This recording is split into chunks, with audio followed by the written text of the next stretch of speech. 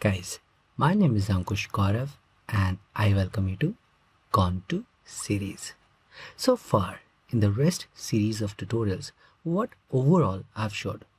I've showed how to create a basic REST API, this one, which allows a client to request for all student records which are present in this application. And to develop this REST API, what all steps we followed? We simply included this REST API controller method in the student admission controller.java class and we were done. So now when I'm going to make a GET request using this REST API, this controller method is going to return all student records as a response. So in general, I can say that this REST API controller method does the job of retrieving all student records. So I can happily put this comment on top of this method. So when I'm going to make a GET request, I would get all student records as a response. And whatever I've just described in a very brief manner, I explained in detail till the last tutorial. Now let's proceed further and try to learn in this tutorial how to develop a little more complex REST API than this one. Alright, let's start. Guys, what if a client has got a very unique and a special requirement?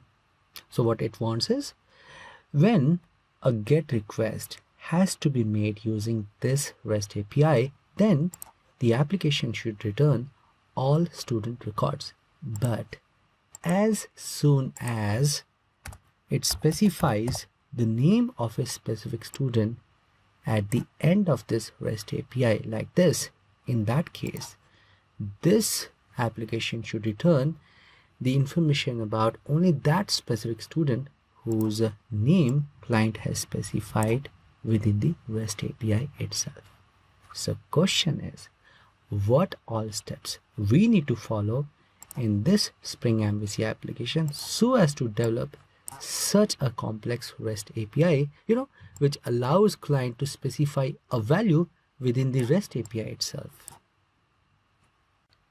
Well, before I talk about what all steps we need to follow to develop this REST API, I ask you a question. To develop this REST API, what all steps we followed? We only included this REST API controller method in the student admission controller.java class, right?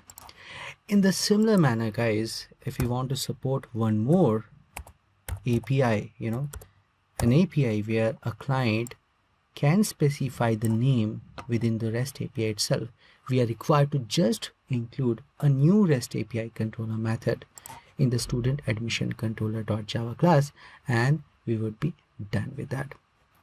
So let me do one thing. Let me include the REST API controller method which is going to support such a REST API, and later on I will explain every single step, every single related concept to you in detail. So let's start.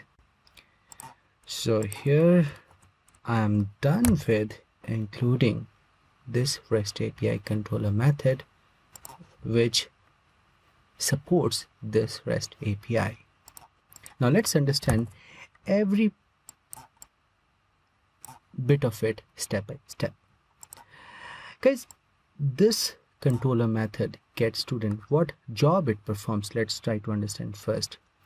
It makes use of the value of student name variable to fetch the student's information from the database. So it's going to query using this student name to fetch the complete information about this student, and then it's going to make use of that information to create this student object and then return the same as a response. Now what's the use of request mapping annotation with this pattern?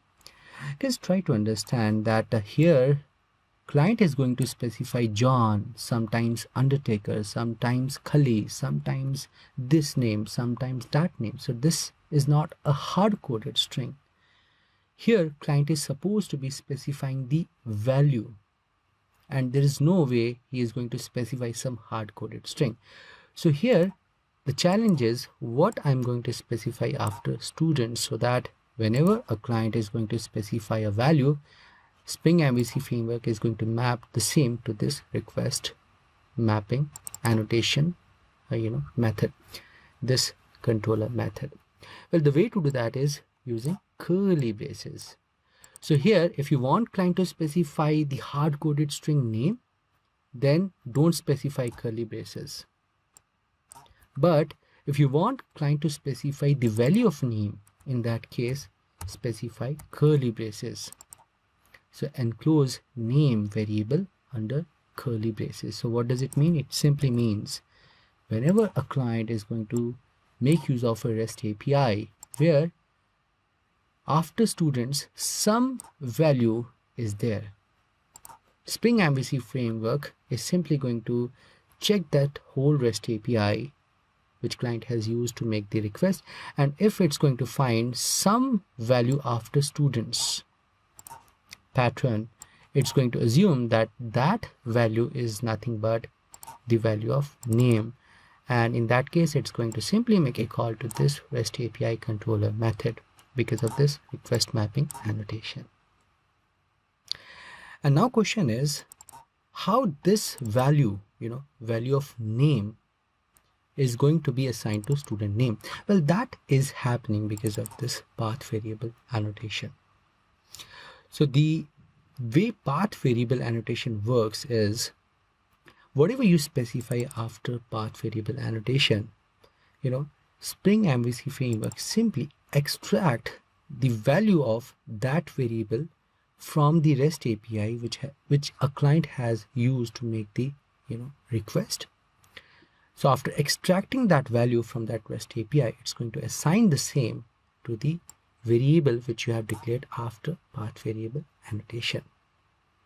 So how this whole concept works: when a client is going to make a request using this REST API, Spring MVC framework is going to map this REST API request to this REST API controller method because of this request mapping annotation.